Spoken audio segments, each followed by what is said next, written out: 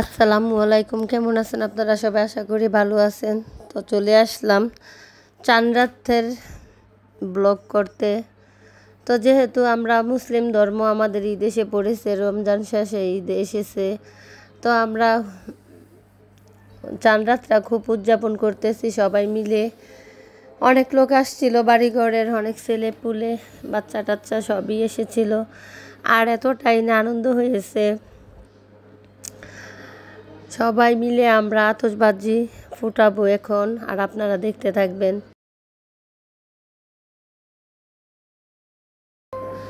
আতশবাজি এখন একে একে করে ফুটানো হবে,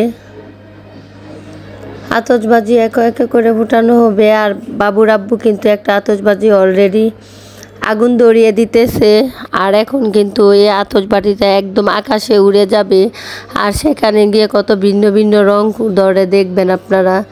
তো যাই হোক, এখানে এসে আমাকে বুদ্ধি দিতেছে যে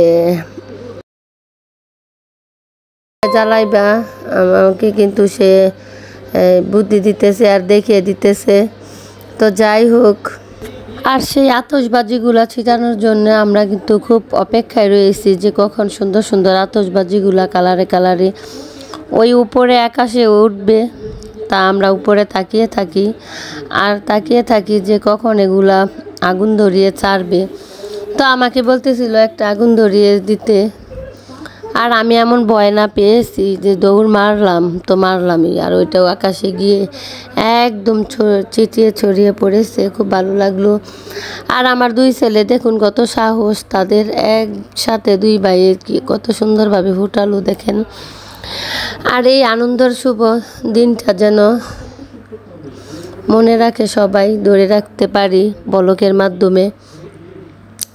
আর দুই জাল কিন্তু আমরা পাশাপাশি গিয়েছিলাম যে ধরাতে, কিন্তু সে ধরাতে পারেনি, আমি ধরিয়েছি, আর সে খুব ভয় পাচ্ছিল আমার যা।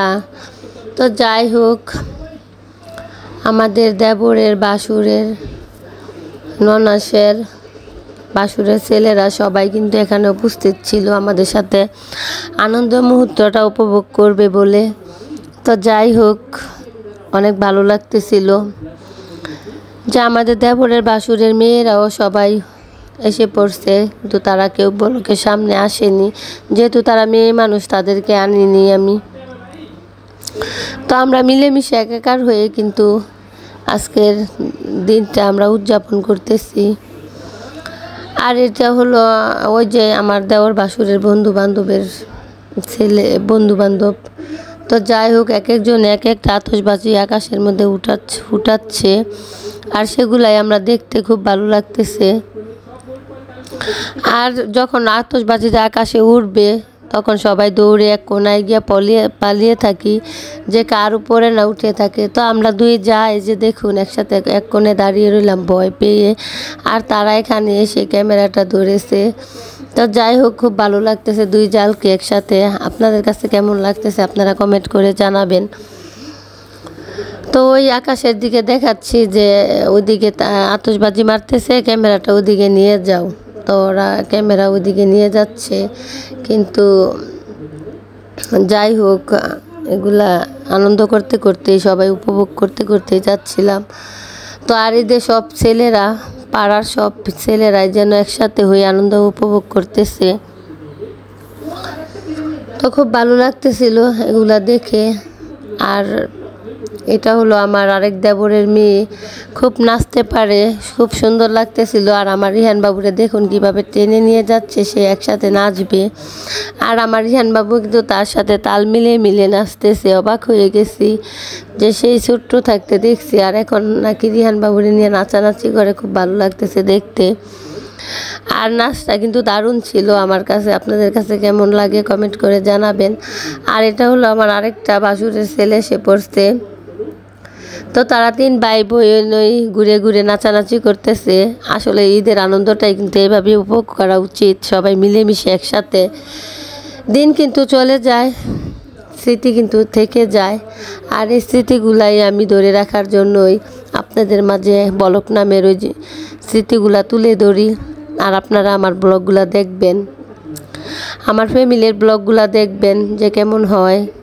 আমি তো প্রতিদিন একটা করে ব্লগ দেই চাঁদ রাতে। যাই হোক, আমি আর আমার হাজব্যান্ড কিন্তু এখন ফুটিয়ে দিতেছি। আর ওই যে আকাশে চলে গেল আতশবাজি, এখন সিটে নিচে পড়বে, দেখুন কত সুন্দর লাগে।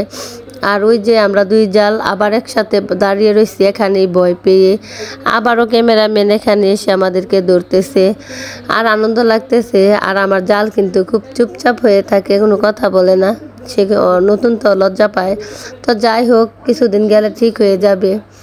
তো সে কিভাবে আমার উপরে হাত দিবে তা দেখে দিতেছে। আসলে ওই যে বললাম 2 দিন আগে একটা ব্লগ ছাড়বো, 2 যা হাত ভরে মেহেদি পরবো।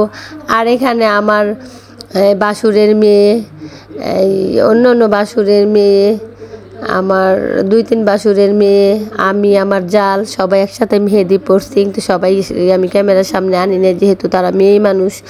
তো ভালো থাকবেন, সুস্থ থাকবেন, নিজের প্রতি খেয়াল রাখবেন, নিজের মতন অন্য কাউকে বিশ্বাস করবেন না। Bye bye.